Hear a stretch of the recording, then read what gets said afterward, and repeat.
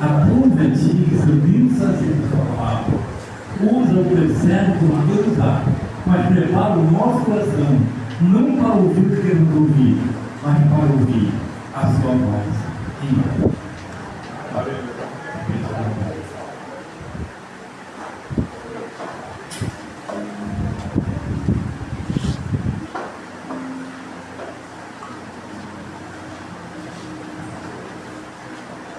Cumprimento lá, igreja, com a paz do Senhor. Amém. A paz que excede todo entendimento. A única paz que é capaz verdadeiramente de fazer o cristão olhar além de todas as coisas, de enxergar nada mais nada menos do que o próprio Cristo.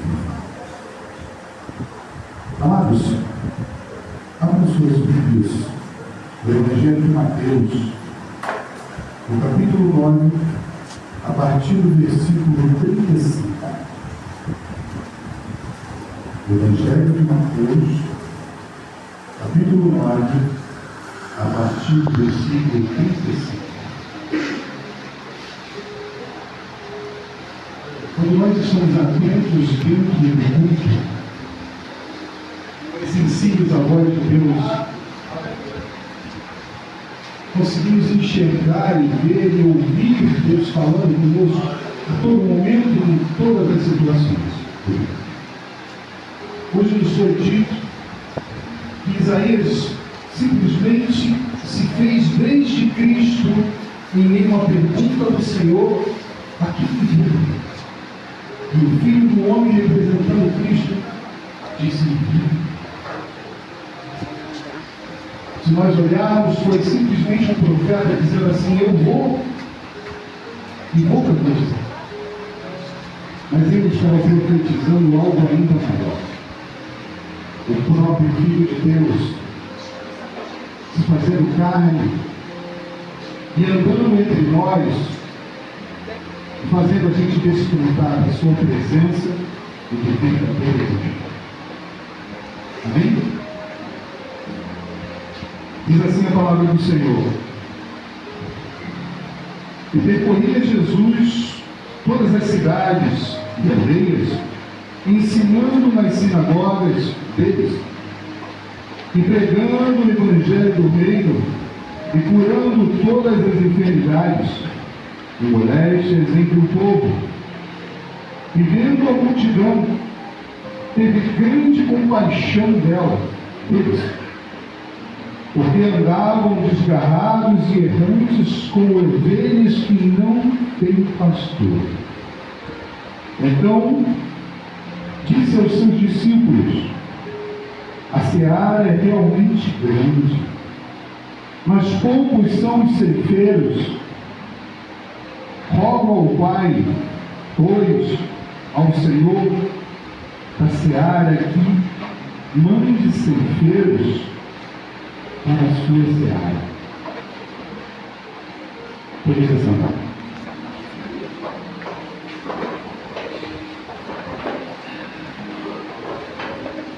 Ao longo da minha caminhada eu aprendi com o Senhor que a palavra, ela responde a palavra. Que a palavra de Deus, ela flui de Gênesis e Apocalipse numa harmonia profunda. E eu comecei a fazer uma pergunta para mim quando eu comecei a meditar sobre esses versículos. Eu comecei a falar: Senhor, o que passava na cabeça de Jesus quando ele proferiu sobre as ovelhas? O que realmente ele tinha em mente quando ele fala isso? Simplesmente ele olhou aquela situação e deduziu isso? Se nós pararmos um pouco e meditarmos, nós vamos ver, voltando um capítulo atrás, capítulo 9 mesmo, nós vamos ver um manual de Deus do que seja missões.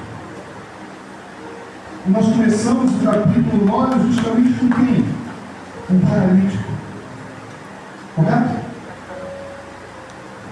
Trazem um paralítico para Jesus. E interessante que Jesus fala uma coisa muito importante. Ele fala sobre eles servem.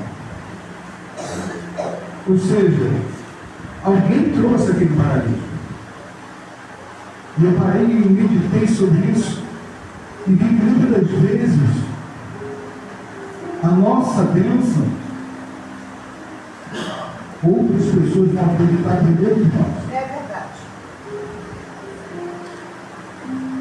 E o mover dessas pessoas em prol da tua bênção é que vai fazer a diferença. Você vê que eles simplesmente levam a Jesus esse ano. Ele não poderia ir sozinho.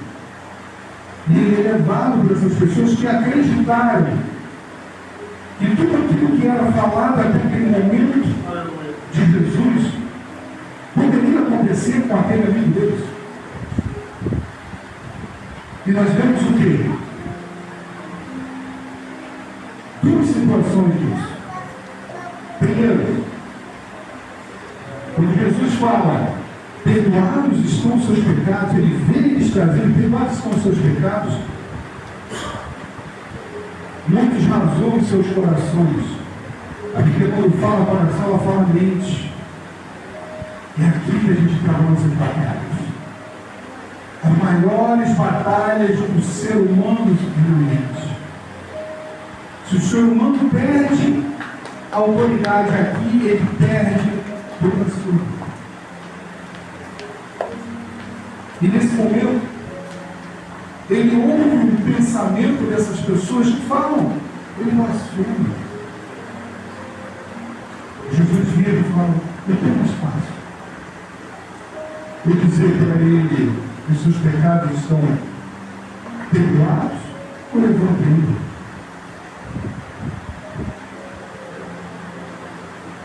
A nossa vida de missões, muitas das vezes nós vamos encontrar pessoas que vão ver Deus usando a nós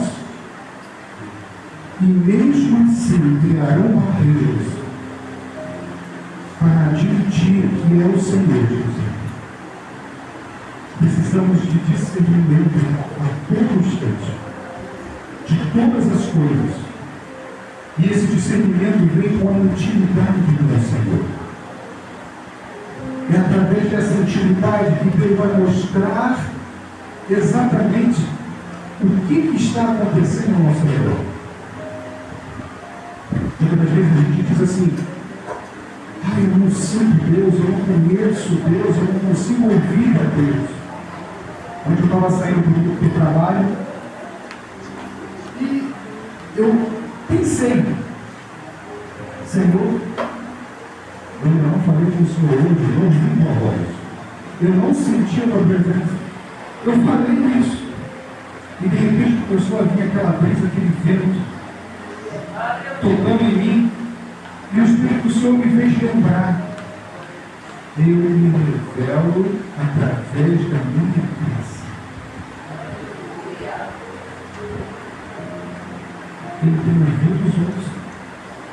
Então, através da criação, através do vento, Deus mostrou para mim, eu estou aqui. É só você prestar atenção e você vai decidir. E muitas das vezes a gente deixa passar momentos sem sentir a Deus. E ela dizia assim, no final do dia, eu vou sentir Deus. E Deus estava fazendo primeiro de mover isso no teu reino. Prosseguindo, nós temos uma coisa interessante, exatamente lá no versículo 10 do capítulo 9, nós vamos ver que Jesus está num jantar. Se a gente parar e ver os outros evangelhos, nós vamos ver que é justamente um jantar na casa de Levi, que nós conhecemos como Mateus, que naquele momento tinha sido convidado por Jesus para ser. Ou seja, Jesus estava na casa de um recém-convertido. o recém-convertido chamou pessoas. Que pessoas são essas? Publicanos e pecadores, era o que ele conhecia. Naquele momento, eram as pessoas que estavam ao seu redor. E ele convidou para participar daquele momento com ele. Nós vemos aí o quê? Jesus cuidando dos novos convertidos. Eu me lembro quando Pedro, ele nega Jesus, depois de dizer que não ia negar. Quando Jesus aparece para ele, Jesus fala para ele o quê? Pedro, te amo. E aí Pedro fala, tu sabes que sim, Senhor. Em algumas versões está assim, apacenta meus cordeiros. Meus cordeiros. Cordeiro é o carneiro de até um ano. Ou seja, os jovens. Os mais novos na caminhada. Isso, missão. Se preocupar com todos aqueles, e quando eu falo jovens, não é só apenas, é todos aqueles que começaram a engatinhar na caminhada, onde eles vão desfrutar de situações com Deus, boas e às vezes desagradáveis.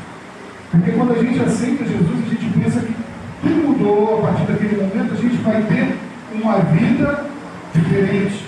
Realmente, vamos ter uma vida diferente. Mas dentro dessa vida vai ter inúmeras situações. E o que não pode faltar é justamente a presença do Senhor. Sem a presença do Senhor, não existe cristão.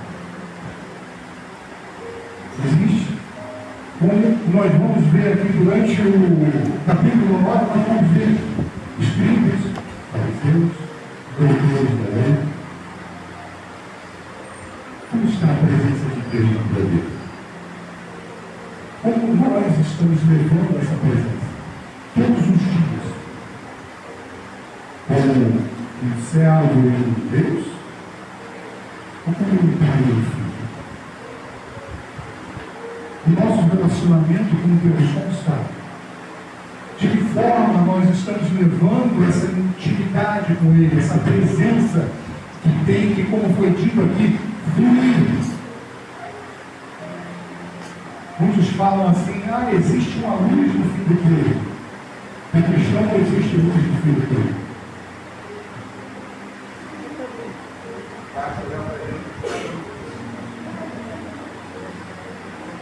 Nós somos o tabernáculo do Senhor. E a presença do Senhor está dentro de mim e de você. Na lei, quando o Senhor deu ordem a Moisés para falar para o povo trazer azeite, o tabernáculo ele tinha 3 cortinas grossas, porque Deus não queria que a luz de fora entrasse e iluminasse o interior. Então o sumo sacerdote ele tinha que acender a menorá dentro do tabernáculo. E depois que a luz nascesse no interior do tabernáculo, ele começava a fazer essa coisa. Esse tabernáculo hoje sou eu e você em formação. Só que o sumo sacerdote é Jesus. Mas eu e você somos sacerdotes. E a obrigação de manter a chama do Espírito Santo acesa dentro de nós, dentro de cada um de nós, é individual. Porque cada um é um tabernáculo. Então precisamos manter essa chama acesa. Todos os dias, de manhã e de noite, ver como está essa luz. Porque as coisas de Deus começam a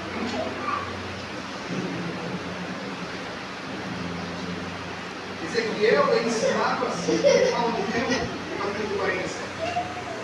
Ele começa dentro, as revelações começam dentro, mas depois ele sai para fora.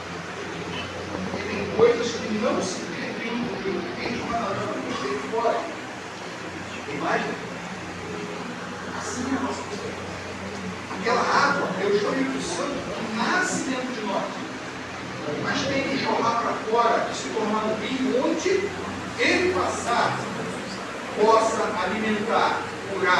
salvar e libertar todos aqueles que tiverem condições de passar a nossa vida transforma. Primeiro não transforma a gente, mas através desse relacionamento que cada um de nós temos com Deus, ela transforma a vida. É aonde quer que nós colocarmos a planta dos nossos pés. Deus, nós temos que estar sensíveis a Ele para saber o momento de sermos instrumentos, porque muitas das vezes a gente perde a oportunidade de ser usado por Deus. Porque ficamos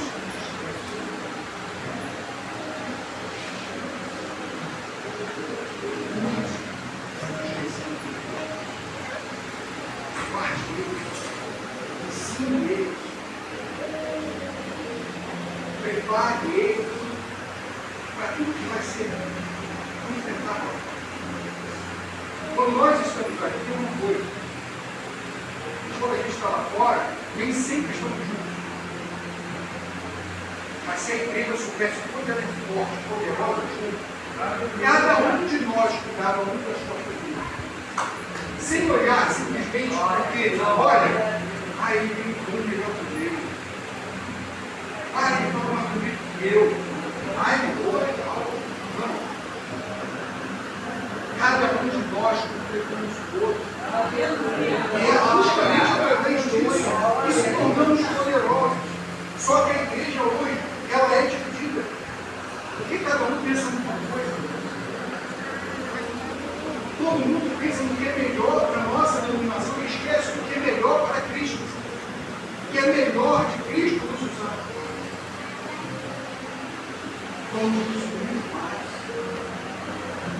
Irmão, estou passando por uma